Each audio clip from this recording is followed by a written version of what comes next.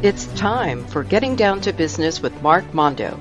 This new show discusses trends, technology, and tactics to help the listener learn more about improving sales, saving money, and fulfilling a personal mission through entrepreneurship.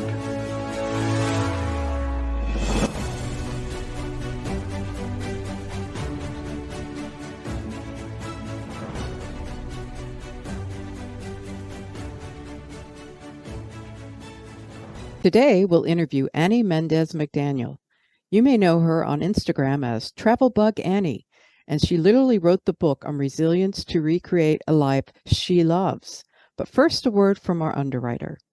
Welcome to Getting Down to Business with Mark Mondo on WVLP 103.1 FM. I'm your host, Mark Mondo. We're on the air in Valparaiso, Indiana, and you can listen to us streaming on the website at wvlp.org or use the TuneIn app on your mobile device and look for WVLP. 103.1 FM WVLP is a local nonprofit radio station based in Valparaiso, Indiana. This show, like many of the shows on WVLP, are made possible by the generosity of donors and underwriters. We accept donations at wvlp.org. Simply click on the support tab and make a one-time donation or sustained pledge to WVLP. All donations are tax deductible. Underwriters are made up of businesses and organizations that support the shows on WVLP. Getting Down to Business with Mark Mondo would like to thank Homes by Hortensia, a Coldwell Banker affiliate in Porter County, Indiana, for their support. Homes by Hortensia has served the region's residential real estate needs in Indiana for over 12 years. Contact Hortensia Moreno or Tiffany Zarayo at 219-249-5118 or visit homesbyhortensia.com. Homes by Hortensia, habla español. I want to welcome you in case you're new to the show. Here is my backstory, and I'm sticking to it. I've been a consultant for small businesses for the last 25 years, helping people create customized CRM systems, which is software that helps sales, marketing, and customer service professionals manage their relationships. But there is something more to becoming successful in business than just having a good CRM system. That's why I bring on guests to tell their stories and share tips on technology, tactics, or trends they use to become successful. So let's get to it. To my side is the producer, the star soprano, and my wife. Let's welcome Mrs. Cynthia Zimmerman. Hello, hello. And to my other side, let's introduce our guest. It's Annie Mendez-McDaniel. She's a certified life, law of attraction, and transformation coach. Not only is she a coach, she's the author of Simply Unapologetic. Her memoir chronicles a journey of resilience and personal growth.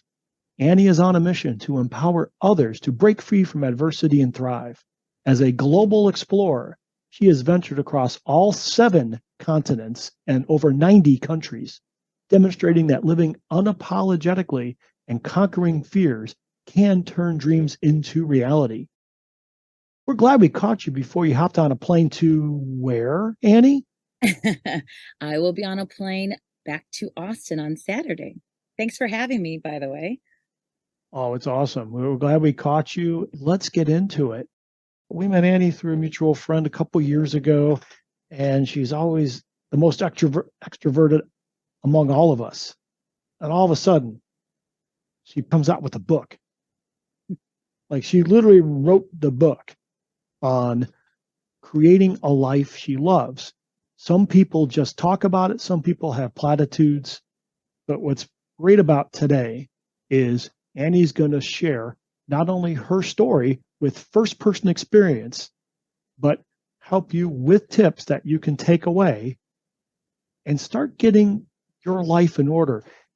What I believe, and this has been kind of a recurring theme through the shows I've done so far, you can be really good at a technical computer skill, which is what I do, but if your mental health ain't together or isn't together, I think it cascades in your professional life not going the way it can be or should be, no matter what skills you have under the hood. So bringing on Annie will help us build that mental health picture. Not just saying have a support system, but let's talk about how you've built it. And we'll start off with your origin story. So I got this book in front of me, but I can't read this book in an hour. So tell us what happened, Annie. Where does it all start? Yes. So the setting is, the book is from the time I'm 20 years old until I'm 35.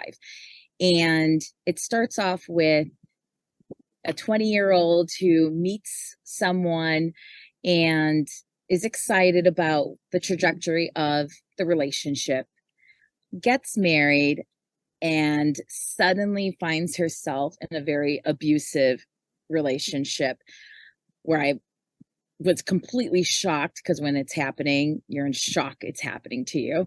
And going through life, going through the motions outside of the home as if everything was picture perfect. So I talk about how I wanted a child, and in the book I talk about how when I knew I was pregnant, and I went to the doctor, and the doctor told me that I was going to have a child that was going to be born with no arms and legs, because I had taken this retinol cream where they did a study on rats that it mutilates the arms and legs.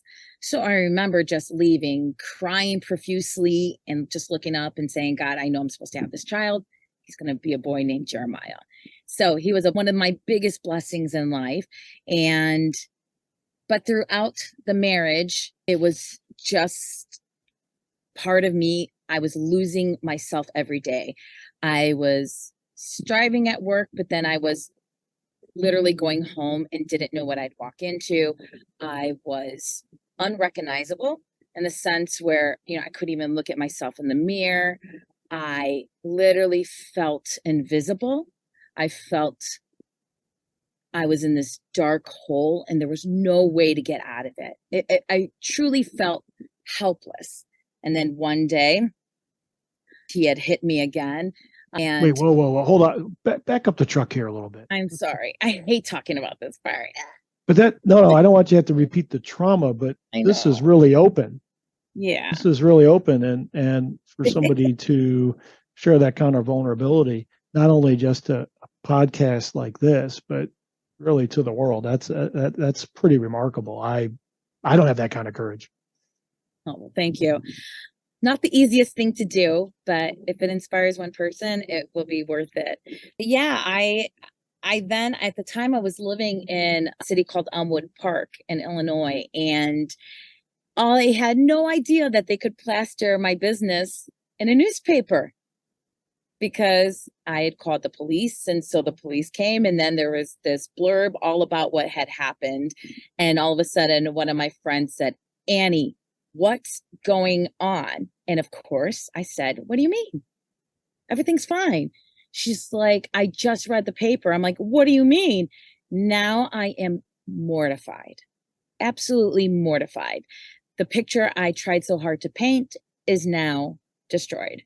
And then going to the police station and, just having marks on my face. And I was a branch manager at a bank at the time, and I would just have to make up stories that I ran into a door, or, you're finding all these things to make up, what's going on. Needless to say, I had left the marriage, which was probably the hardest thing I ever did. But I remember looking at my son and thinking, I don't want him to go through a life and see that abuse is okay. You're a product of your environment. And I also didn't want to repeat cycles. And so for me, it was important to do this for my son. And if I'm honest, I left it for him because I didn't have the strength to leave. Honestly. Why do you believe he didn't have the strength? I'm reading this book. There's a lot of strength going on here to be able to share that vulnerability. Thank you. I'm a fixer, and I always felt like I could fix someone, because when you're in abuse, you feel like you see the good side of them, that there is a good side to them, and something happened to them in their childhood that makes them a certain way. So I knew the good parts. So you hold on to the fantasy, but the truth is it's not the reality.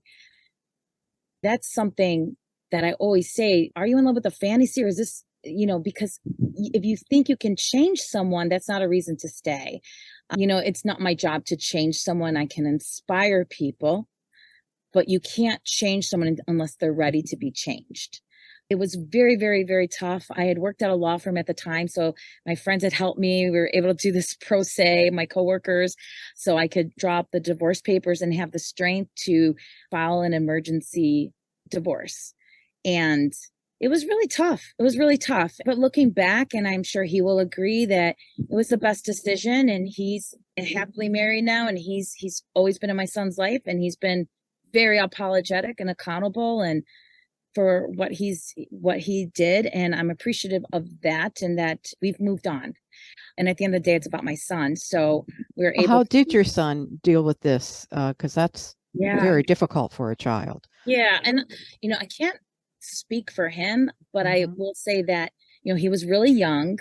He doesn't remember anything with his dad involved with that, but I know it was tough for him to have two separate households, to not have his parents together, to then have to navigate his dad, his mom being with other people after that. So absolutely, I know it was tough for him. And I mean, I am so lucky that he turned out to be such an amazing young gentleman now. Now he's 24 years old, and he's just turned out to be an incredible human being.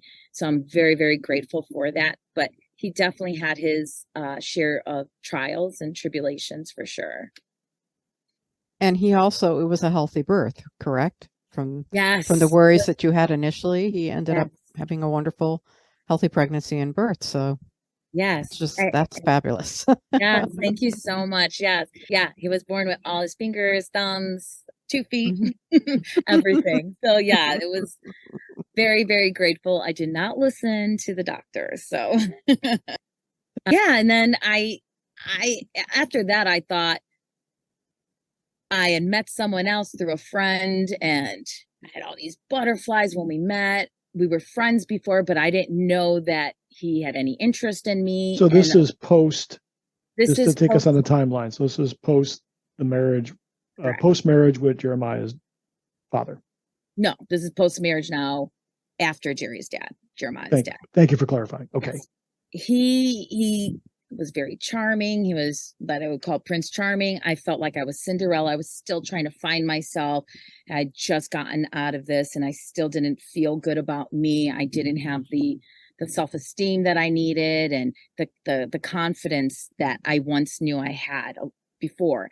And then all of a sudden, like, he was whining and dining me. He was just amazing throughout the course.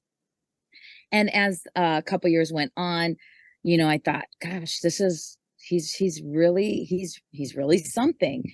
And then everything took a turn where then he started to be abusive, and extremely abusive. And I think my son never witnessed the abuse, but he had heard some of the things, which was not healthy, of course. And it was to the point where I was just like, I cannot do this anymore. I mean, in the book, I talk more about like certain events that happened where we were at a wedding and I was wearing this gown. We had a great time. I was the master of ceremonies for one of my college friends. And then on the way home, he was punching me in the face, and he threw me out the car on this dirt road. And yeah, wow. So there was a couple driving by that witnessed him hitting me and witnessed the whole thing, stopped, called the police, and begged me to go home with them so I would be safe.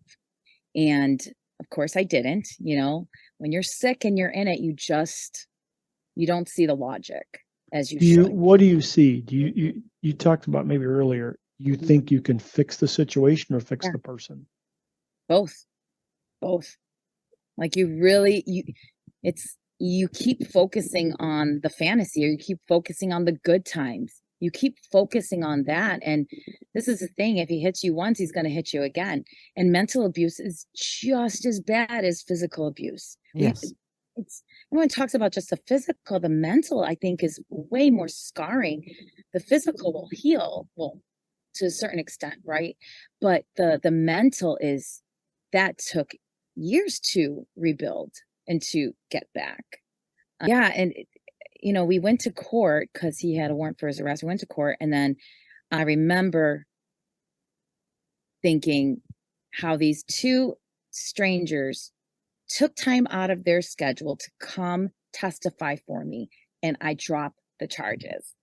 And I'm just like, I can't believe, looking back now, like, I can't believe I did that. And I always wish, and I hope one day I run into them, because they'll never know the gratitude I have to this day for two strangers who wanted to help someone and went out of their way. It meant the world to me. And at the time, they probably thought, I can't believe this, but I wish they knew now. And who knows, one day, maybe they'll pick up this book and read it and know it's them. That would be great. That would be great. You see that as like your mental health rock bottom? Where do you kind of? Oh yeah. It became more about my mental health more than anything. You start becoming good at, covering your face and doing all these things that should not be normal reactions, right? It should not be normal. It should not be normal to feel like this, but you just kind of are so used to years of abuse that the mental is what, honestly, the mental was worst for me. Even though I was desensitized by man's punch, whereas the words were just little swords cutting me slowly and killing the deepest part of me. What got you to get out of that relationship? What was the situation? So we were away in Michigan with another couple for that weekend, and we're having a good time, but when you're in an unhealthy relationship and someone wants a reaction, that's what he was doing. He was trying to start a fight, trying to get a reaction, and I would just ignore it and just kept having a good time and ignoring what he wanted. And we went back, and he was falling asleep. We were at a bed and breakfast, and he was falling asleep on like this rocking chair. And I'm like, hey, let's go upstairs. We don't want the owners to come out and see you're here. Let's go to the room. And when I woke him up, he had rage in his eyes. He was 6'5". He had these beautiful blue eyes, but they turned red. And I literally ran for my life up the stairs to the room and locked the door. And he was pounding profusely, let me in, and swearing and saying everything despicable under the sun. And I was so scared I was going to wake up our friends. I opened the door. That was brutal. He was kicking me, was pulling my hair, he was punching me. It was probably one of the worst beatings I've ever had. And then calling me very racist things, just very, very degrading. It felt as if I was being raped in a stadium for everyone to watch, is how I felt. And the only person to witness that besides God, right, is my 10-pound white Bichon poodle, who was licking me and holding me and crying through the whole night by me. Has had these huge lumps and knots all over my head. It was black and blue in my body. And then the next day I thought he would say he's sorry. How horrible, right? I'm waiting for an apology after that. So in the morning comes, and he's like, listen, I don't think no one heard anything. You got what you deserved. So let's just, go out there. And he wanted me to act like nothing happened. So we go downstairs, pass the orange juice, please. And rage fills me. I am done. This is it. I'm done. And I took my friend and I said, let's go to the bathroom. I pulled my pants down to show her all the bruises, and her look of being so mortified, she was in shock, and just her reaction was enough for me to know this is wrong. And and that was it. I was done, and I had talked to a counselor. He had EAP, Employee Assistance Program, at the time. Oh yeah. And thank God for that, and thank God and kudos to workplaces who have EAP, because I think it's such a great resource for people, and it's confidential. And so I called, and I was just saying how I was just really worried what everyone was going to think about me. Here I am, 30, with these horrible relationships and, all these things happening. And she said, so you're living your life for the picture. You're living your life for other people. And I thought, my God, what a light bulb moment. Like, why do I care so much? And why am I putting so much weight on what anyone thinks? This is my life. I need my life back. I need to get out of this for my son, for me now. Now it was for me also. Now I was ready to do the work on me. I was sick of being sick in every way. I was just sick of it. It's time now. It's time to change the trajectory of my life. And I'm in control of my life. And if I choose not to change, because the common denominator in these relationships is me. So there's something in me that is attracting this.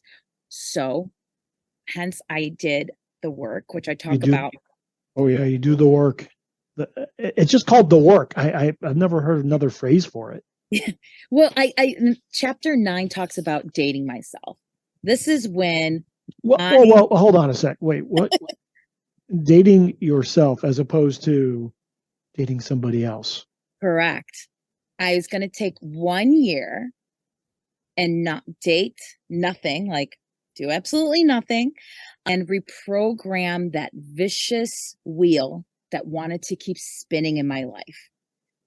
And the best way to do that was to kind of do a mental surgery, if you will, and remove things that were causing me to attract the very thing I didn't want in my life. But it was. That's it. Oh, stop there. Sorry. Yeah. No, it's a good stop. Things that you're attracting to. When I went through my tough times, I never thought, what am I attracting? I just kind of went through a very secular CBT process. And I used a couple of support groups. I wasn't thinking about attracting anything. I called it monk mode, though. I did go to monk mode. I literally, you saw my place in Beverly. It was just me, Jess, and a couple cats. That was it. I just read up a lot and tried to heal thyself. But talk about something like what you're trying to attract.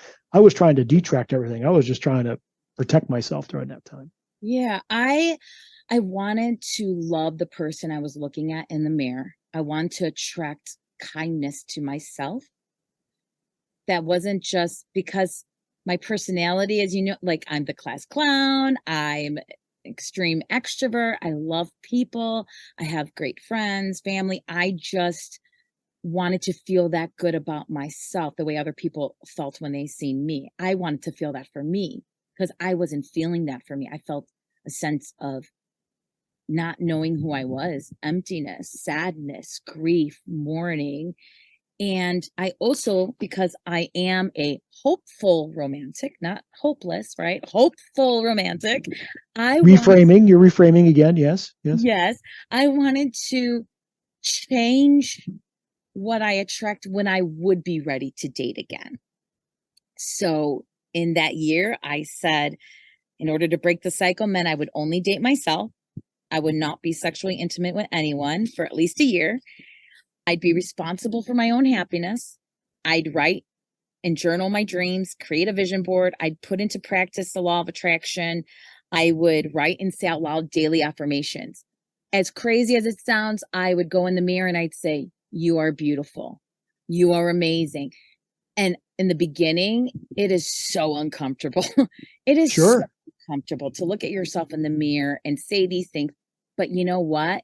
30 days go by, 60 days go by, and you're like feeling it. You start to go in a room. I'm a rock star. You go to the store. You want flowers? Do you want a candlelight? Yes. And you're going to do these things. Why? Because you're worth it. And you can give this to yourself. I'd get flowers. I'd take my little TV dinner. I'd play little Irish music. So I like little Irish music in the background, reminding me of Ireland. And I'd get a glass of wine. I'd toast to myself and say, what a great life you have. And I kept taking action until I believed it, until it became a real thing, until it came to fruition. Yeah. Because for the listeners out there, it's been easy for you and people we know in our lives that have taken the negative information. You're just kind of unprogramming it because it sounds like the dark person told you yeah, all those negative qualities and you believed it. Right. You wound up believing it because it was the person that you had the fantasy for, you're trying to fix it, and you gave up your power to that person, or I call it the external locus of control. I think that's the Psych 101 term. I love that. Oh yeah. I got some good buzzwords left from my psych classes in undergrad that you're trying to literally reprogram the neural pathways. 100%. That's exactly what it is. And there's so much power in that rewiring of the brains, right? Those little neurons, and challenging myself, because change doesn't happen unless you get uncomfortable. So you have to do uncomfortable things if you want a different result. So for example, I'm going to take myself to the movies. I'd go to the movies by myself. I'd go to the most romantic movie. And I remember at the time, P.S. I Love You was out. All couples all around me, and just me with popcorn and my Coke, my Diet Coke, and I'm bawling profusely. And I had an epiphany. I was like, gosh, divorce, ends of a relationship, it's really like death, because you're mourning it like death. You're mourning the ideal. Yes. Yeah, I was divorced in 2009. It's the second or third worst trauma somebody has in the belief, the grief list, death of a parent, death of a child, divorce. So yeah, it's up there. Absolutely. And all the while I'm doing this work, I'm coming up with this theory that I just thought, like, when we're in relationship, we make so many excuses why we should date someone, why we shouldn't date someone. And I came up with the whole pie, which is chapter 10. There's also a pie. There. We like pie. Let's talk about pie. Yeah. She's talking about a pie without the whipped cream. Correct. Well said. Yeah. I mean, I will say this. I will explain what the pie is. And this pie, when applied, I've had people who have broken up with their significant others based on it. I've had people find the love of their life doing this formula as well, and a whole bunch of other things. So basically, some of us are focusing way too much on the shallow aspects, whereas someone else is just finding an excuse to keep that person in our life, right? So these conversations were they happened all the time amongst my friends. Well, they're great, but they don't have this, or they're okay, but no, everything's perfect. But there was always a but. So I thought about that, and I thought, okay, let's say you were at a bakery and they were selling a wide array of different pies, and you choose, let's say, an apple pie, and you go to the counter, and typically you have 8 slices to a pie. And you get to the counter and 1 slice is missing. And would you pay full price for it? Absolutely not, right? Would you pay full price if there's 1 slice missing for a whole pie? So 7 slices for the price of 8. And that's really a metaphor of what we do for our life. So he has all 7, or she has all 7, or they have all 7, but they're missing that 1 critical slice. And we try to justify it. So you would think at the very least a discount would be applied.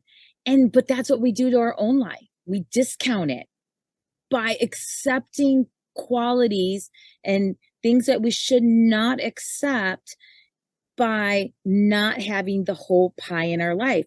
And we deserve the whole pie. We don't deserve 4 out of the 8 out of a person.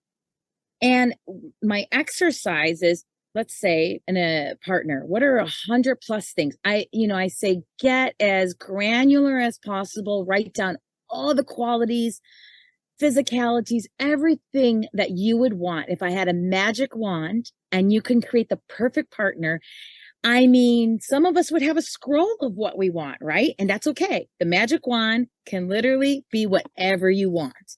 But then I say, now pick 8 out of those 100 qualities, out of those 1,000 qualities. You can only choose 8. Those 8 represent the core, your non-negotiables.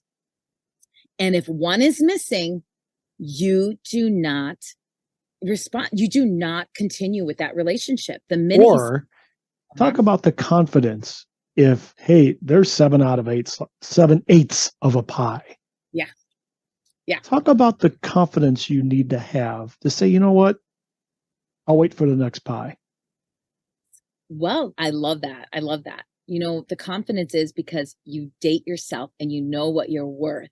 Because the more you continue to date yourself, the more you find goodness and gratitude just waking up, being alive, right? Having a beautiful walk and feeling the brisk air.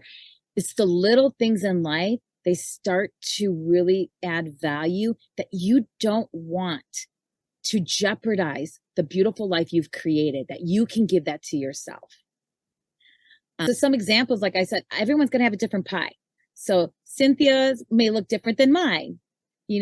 Mark, yours is going to look different than mine. Like I have sense of humor, like that. It was a non-negotiable. I mean, the person I'm with now has very dry sense of humor, so it still works. No, but like different things like that. Adventurous. I want someone who is adventurous. Everyone's going to have a different pie. And that's okay, as long as you don't negate from your own core. Before we get into the next segment, we wanted to let you know you're listening to Getting Down to Business with Mark Mondo on WVLP 103.1 FM, a community radio station out of Valparaiso, Indiana. Thanks for listening, and let's continue. Build her life. So now that you've got this formula put together, and it sounds attainable in the respect that you put it in an analogy that everybody can understand. You don't need to be a therapist background. It's just pie. You take the 100 pieces of pie, or 100 attributes of what you want in a relationship, and you whittle it down to the 8 that are non-negotiable. So let's assume in your story, you've got the pie. It's built. You're having a good time. How is your life changing at this point? You mean at this point of the story? Yes. So great question. I decide to put to use the law of attraction that I had been practicing, and I book a trip without even having the PTO approved at the time when I was working for paid time off, right? PTO? PTO, correct. Yes. And it was, I think it was $100, $200 for the deposit. And it was for 7 countries in Europe. Now, I had been out of the country when I was younger. I used to sell crafts door to door. I won a candy sale competition, the top 10 in sales. So I got a trip to Canada. So I've always had the travel bug since I was 11 years old, when I was excited to go to Indiana, because who gets excited about Indiana? Travel bug Annie does. And if it's somewhere different in a new environment, I'm excited. So I've had this travel bug, the bites, since I was 11. So fast forward now, I want to dream bigger. So now I am a new version of myself, more refined. I'm taking more chances, and I want to live my best life. So I book it, have no idea how I'm going to pay for this. But of course, when you put it out there and you let go, the universe will conspire to make things happen for you. What did you let go of? I let go of fear. I let go of the unknown. I let go of the what ifs. I let the go self-critic. of the self-critic. Well, the self-critic's a good one. I let go of, I call it attachment to the outcome. It was kind of like I read it from a samurai book. Oh, that's really good. Yeah. And the samurai would go into battle. Those guys are dressed. They got the cool armor on, the swords and stuff. And the book kind of said that que sera, sera. Mm-hmm. Of course, they weren't saying que sera, sera, but they had that kind of like, hey, if we're going to go in there, we're going in. I love that. That's a great analogy. I ended up going by myself, and I got an unexpected bonus, and was able to pay for everything, pay for my flight, and first pit stop was London, followed by a whole bunch of other countries, 7 in total, where I made some lifelong friends and had just the most amazing experience. I remember being in Paris thinking, gosh, I would love to live in Europe one day. Little did I know what in 1 year how my life would change. That's the funny thing. When you start planting seeds and doing things, more doors start to open, right? So I basically, You're opening them. This isn't just platitude. And that's one of the reasons I wanted to bring you on this show to share your story. thank you. I appreciate that. After this trip had passed, the Today Show was on, and I normally don't watch the Today Show often, but for some reason my intuition was like, turn it on before work. And all of a sudden there was a caption about Barcelona, like for $600, something like that. But it was with hotel and airfare. And I was just like, wow, like this is great. I haven't been to Barcelona. Like, let's do it. So my one friend and her husband went as well. And so here we are in a journey, living my best life. I am just having the best time. Still, it had been now at this point, it had been 15 months of dating myself. Now, mind you, I started dating 3 months prior to going to Barcelona. And I will tell you, the men I used to attract, they wouldn't even look at me anymore. They wouldn't even give me time of day. I started attracting healthy, good guys where it kind of felt itchy, which sounds crazy. But can you help? What do you mean by itchy? Yeah. Guys, the guys in the audience here, meaning me, I never felt itchy. It felt like a bad reaction because I was used to abuse, where it starts to, when you're in it for so many years, it feels normal and comfortable, as sick as that sounds. So I would have to have out-of-body experiences and say, Annie, this is what normal feels like. This is what you deserve. And I would slowly let it in, even if it was uncomfortable, because I didn't know how to react to someone truly being authentic and good to me on the other side. Do you know what I mean? Because I definitely knew they were different. They were treating me different. It was completely different ballgame. The energy was different. And it's because I had done the work. So I was just dating, but still, good girl. And then I'm in Barcelona having the best time. And I'm at this Irish pub. I always say, like to sing, dance, joke, like, hey, Irish pubs, I've always found some of the best times. So we're celebrating my friend's birthday and we're having a good time. And I'm at the bar laughing, just being my typically soft-spoken self. Kidding. Cough, cough. My loud self, unfortunately, or fortunately. And there was a gentleman on the corner watching me, observing me the whole time, and started gravitating towards me. And he just looked at me. We locked eyes. It was really like the French call, like love at first sight. This energy that was so amazing. And we just kissed, and it was fireworks. It was like there was no one in the bar. It was just amazing. We didn't want the night to end. And I was just like, well, nothing's happening because I have to like love the person at the time. And we continued the night. My friend got robbed. Oh, no. But we didn't want the night to end. So I never asked. So I said, well, if you want to come back. And we just had wine. He spoke 7 languages, but his English wasn't good. I could barely speak Spanish. And somehow we communicated. Somehow you figured it out. I think it sounds like you had the inspiration. We had definite inspiration. And it was beautiful and it was amazing. And he had asked me to dinner the next day. And so we had like a double date with my friends, and he was just amazing, fresh of air. And I felt just alive with him in all the best ways. And when it was time for me to go, he told me he loved me. And I thought, that's crazy. Who loves somebody in 48 hours? But if you've been with a French person, you'll understand. It's not an uncommon thing, perhaps. So anyways, I just knew that there was something different, and I had explored wanting to live abroad, but this was kind of the push that I needed. And 2 weeks later, I thought, I'm doing it.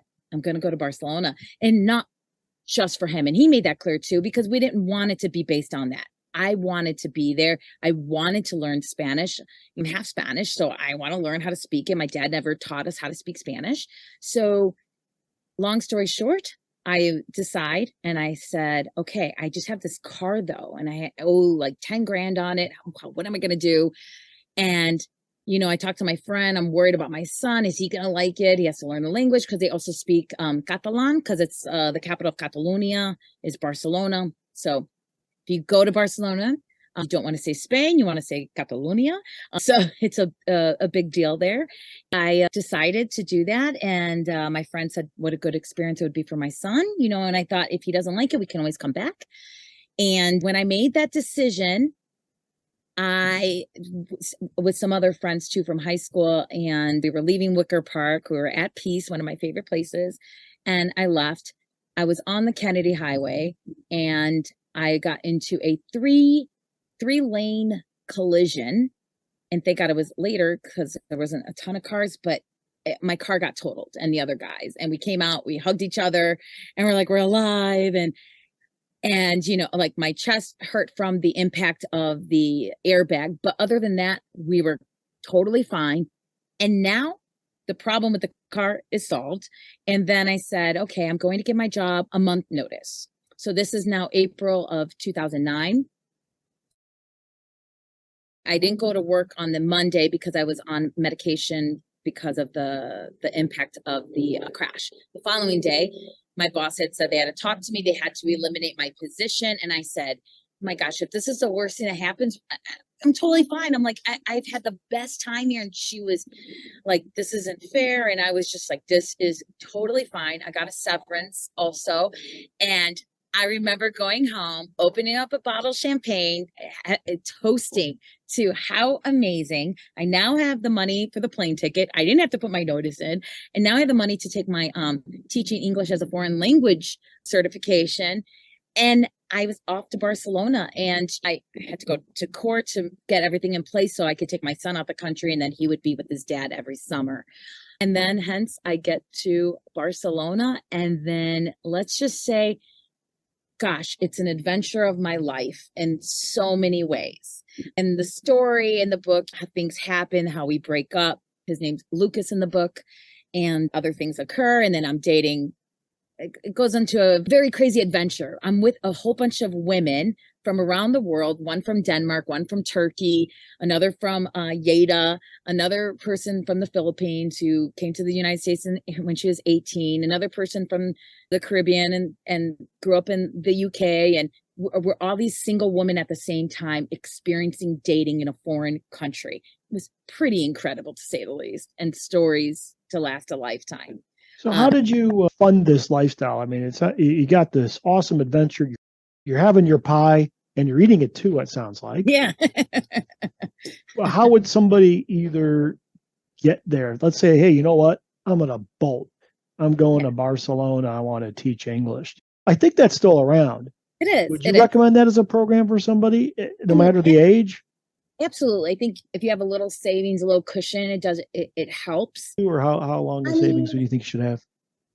I mean, I'd say I had at least at the time, because I had withdrew some of my savings, I had about $10,000 at the time as a base, just to fall back on, which is, if you get a second job or you do a hobby or something, it's something that you can do, because teaching English as a foreign language was amazing. I taught from the age 5 all the way up to business students, engineers, nurses, things of that nature. And it was really incredible to see the drive that they had to learn our language. And English is my first language. So I didn't really even realize the complexity of our language and how many, how incredible it is to see them start and then where they evolve, a year later. But because that income was not enough, I did a lot of private tutoring English. So you could put things in the paper, there's word of mouth, things of that nature to make extra money. So you got a true TESOL. Is that TESOL certification? Yeah, TEFL. It's like TEFL, TEFL. Okay. Just for those in the audience that aren't familiar with it, if you can take the adventure, do it. Since COVID, lots of things are online, and there are about, I want to say, at least 5 different platforms where you can actually offer your services, set your own price, and teach in another country. It's just the hours you'd have to look. So, for example, you might start at 5 a.m., do a 5 to 8, that you offer your services, and you can make money that way as well. So it's like a side hustle, you're saying? You can make like a cool side hustle? Absolutely. And some people actually make it their full-time job, so they can be a digital nomad and just do that. They select the time frame, they put their price point, and let's say they go to another country where the wages are nothing like, in the US. So for example, if I were going to Macedonia, like when my husband and I, we lived there for a month, it was, I think it was like $600 for a month for a 2-bedroom, 2-bathroom. I mean, huge place. Nice. So it was pretty incredible. There would be 4 of us having breakfast, my friends and I, and it was $10. So imagine, you can really go a long way if you pick certain places. Even in the US, there's other cities. I'm in Austin right now, which is very high cost of living. But then you can go somewhere else where it's not, and you can apply those services if you want to be fully location independent, setting up your own hours and your own, doing your own thing. So that's a real thing that is going on now that a lot of people do. Well, I really enjoy this because now you're putting something that's pragmatic and deliverable, and it's not a platitude. You've lived it. I believe you've done you got a few other, I'll call them digital nomad, not a side hustle, but you put the pie together on the personal mental health. What else do you do? I know you had a practice of the candles. Is it Scentsy? Oh yeah, I did that for a while, but and that was a great platform because it taught me how to speak in front of a crowd and take away that nervousness that comes with it, so I could be a better speaker. And so I did that little thing for a while to make extra money, and then I had lived off my savings for like a year and a half, and was finishing the book up because this book 10 years ago I started writing this book, and I just kept thinking, how scary to put your business for everyone to know. It's kind of scary, and you don't know how it's going to be perceived. And I remember I had met Elgin Davis. He played with Tom Brady back in the day, and at the time my son was 10, and he's like, you got to write this book. We became friends on Facebook. And with the truck up here, who is this gentleman again? So Elgin Davis, he played on the Patriots, but for a very short time with Tom Brady, if memory serves me right. This was a while ago. This was 14 years ago. We had run into each other in Florida. I know. Who doesn't? Yeah. So he gave me his card. He wrote a book, Why Did It Happen to Me? And I thank you. I'm just going to keep writing. And I always, when someone asks what I did, I'm a writer. I'm an author. Even though it didn't happen yet, I was still writing my story. And I didn't even know what the ending was going to look like. That's the coolest thing. I love the ending to this book, but I won't ruin it here. Did you suffer, this was a theme that we had in our last week's episode, imposter syndrome during this time? Oh, yeah. Yeah, absolutely. That's a real thing. Especially too, because you want to make sure that you're constantly growing and that you're investing in yourself. Even when you're in a good place, you never want to think you've arrived or that you're done with the work. I always say to invest in yourself isn't just about investing like in a 401k or stocks. Investment is in self-development. What are the things I can do? What positive podcasts can I listen to today? What skill can I learn? What can I Google on YouTube to learn something else? What are my daily habits? I want to wake up with gratitude and give thanks right away. I want to stretch. I want to journal and write down gratitude. I want to do things in place and have a practice because I want to keep evolving. I don't want to stop. Another couple resources I know that are at least very affordable are Udemy, letter U, D-E-M-Y. Udemy's great. I found a course. I mean, it's kind of nerdy, but I was like, I don't remember what I spent, maybe $20 at the most. Yeah. And I use it as a guide to teach myself search engine optimization. I love that. Now, do I have the confidence to do it for a living and charge $5,000 a month to somebody else? Probably not, but I can take that skill in-house and build my company. Right. So that's one resource. I've heard of Khan Academy, Khan Academy. I haven't heard of that one. Oh, yeah. It was built by this, I think he was a teacher or a mathematician. And he just put it all out there. I love that. That's so great. He started out being known for successfully teaching math in a new format and started doing that online. And then they started adding more other subjects to his site. Yep. I love that. Really, if you take a little bit of time to I remember I did a month of coding. I was just curious of what can I create? What can I learn? And just kind of get some insight.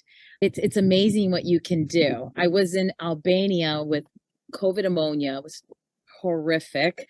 But during that time, I added some more certifications to my belt. So I wanted to be productive while I had COVID. That was pretty interesting. But why were you there? What took you there? Yeah, hold on a sec. Yeah, one of the country, Albania. I know, that's not right? Most people's first destination. It's beautiful. I mean, when COVID happened, so fast forward a bit, I'd come back to the United States. I want to say 2012. Yes, because I was in Barcelona for about 2.5 years. When I came back to the States, I thought, okay, when my son graduates, I am going to go and have a digital nomad life. Now, this is before the craze of now remote work, where it's more common than not. So this was a very hard thing. So that's why I wanted to learn other things that could position me to be able to have that lifestyle. So we talked about you can tutor online. There's tons of services. You just have to think, what value can I bring to someone and how can you monetize on that? But also feel happy doing it, because the worst thing is let's say you get into coding and you hate it. Well, then what's the point? That energy is you're miserable. You know what I mean? And yes. And we need to work, but we want to enjoy what we do, I always say, at the very least. So yes, so a year in 2019, so I do a vision board every year, and I would say 80% of my vision boards come to fruition. And what's a vision board?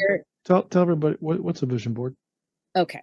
So what it is I'll take things from magazines, or I'll Google stuff, print it, and it's picture of my life, things I want. So let's say if it's a house or it's a trip somewhere around the world. My very first one was on this huge easel and I had a picture of whitewater rafting on it. I had a picture from a magazine. I'm going to tell you this story because I pinned it on there, taped it on there. I cut a whole bunch of cities and just plastered them. This is before I even did my 7 countries. Okay. I had created this big vision board of all my dreams. And at the time, it was a very big vision board to fulfill. Is that 7 countries or 7 continents? That was 7 countries. At the time I did all 7 continents in 2018 while having a full-time job. I was working for a software company. And I was like, I need a month off. I'll take it without pay, but I really need to go. Well, it's because I needed to go to Antarctica, and Antarctica was going to be a feat. It wasn't going to be something that was going to be a week of PTO. And so I also had that I was going to spend the 7th continent on the 7th country on the continent of Africa and Morocco, and spend New Year's Eve on the Sahara Desert. Wow. So I needed November of 2018. I needed to have that time off, and without pay. And thank goodness I had a very good relationship with my boss, who is my friend now, and understood that, I always delivered at work, but she also knew travel was the love of my life, and that taking that away from me would kill my soul, literally. So she was totally okay. And every time I'd come in her office, she's like, are you putting in your notice, or is this about a trip? It's a trip. So it's pretty funny, but yeah, so I was able to do that. And so I did 7 continents in 1 year. Kind of happened accidentally. I just was picking places, and then I was like, oh my gosh, I can do all 7 in 1 year. And with a full-time job, that's pretty neat. an amazing year. 2018 was, wow, amazing. So yeah, so like if I think back to like my dark days, if you were to tell me, listen, in 10 years, you're going to go to all 7 continents, including crossing the most dangerous waters in the world, I would have laughed at you. You did this without a silver spoon. I mean, this Correct. is, you know, I think I'm going back to the pie. You got your pie. You've built your career. It sounds like you rebuilt your mental health so you can get a good career as well. Or careerers, it sounds like. Hey, I'm an author. That's going to bring in like one income stream. Are you still tutoring English as a second language? No, I'm not doing that. So how are you, for us out there that aren't able to go all 7 continents in 1 year working full time, can you give some ideas of what you could possibly do to get to that digital nomad? I mean, I know a couple. I know my own little world of IT, but I'd love to hear your side because it's very different than mine. Yeah, I mean, I think for one, positioning yourself. So the last company I was with, I had worked really hard. I always worked hard. The first year I needed to prove to myself. So I was getting multiple promotions. So I was established and I was showing value in the workplace. So when they knew about my travels and how much I love travels, it was an incentive. Like I'd rather not get a raise as long as I got the time off. And then I was able to not only have a paycheck, but then I was also able to learn more about the point system. So because in the last 5 years, it's very rare I fly economy. It's usually business class. And it's because I've learned secrets. If you don't have points, what to do. I've learned also what type of credit cards to have. I've learned how to bank and make things work in my favor. I'm in awe of your ability to do all that travel and just how you've turned your life around. And before we close, how about a pearl of wisdom? Just one. Just one pearl. Okay. Oof. This is good. Take risk. And when someone says you're crazy, you're definitely on the right path. When you're scared, do it.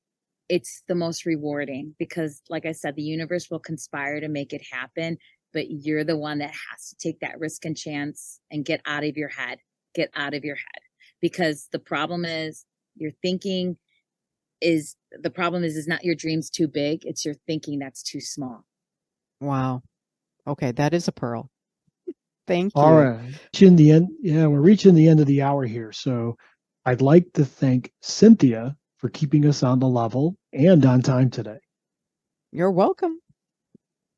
And I'd like to thank Travel Bug Annie for coming in today, sharing travel tips, sharing life tips, really getting focused on the mental health side of things, personal growth and self-development, even before you get the business started. That's what I really liked about this perspective today. So thanks for coming on today, Annie, before you travel yet again. Thank you so much for having me. Thank you both. It was a really fun hour. I appreciate it. You're welcome. If you missed some of the show today, you can listen to the replay on Thursday at 1 p.m. Central Time on WVLP 103.1 FM or live stream at www.wvlp.org. And we store the past shows on Mark's website at www.mondocrm.com/podcast. Or you can listen to the podcast on your favorite app at any time. We're listed in Apple Podcasts, Google Podcasts, Spotify, TuneIn, iHeartRadio, Amazon Music, and Podbean. Just search for Mark Mondo and the show will come up, and you can subscribe to the show for the latest updates. And the show is now on YouTube. Just search for Mondo CRM or Getting Down to Business with Mark Mondo, and the episodes will come up on the YouTube feed. Thank you very much for spending time with us today, and we'll see you next week.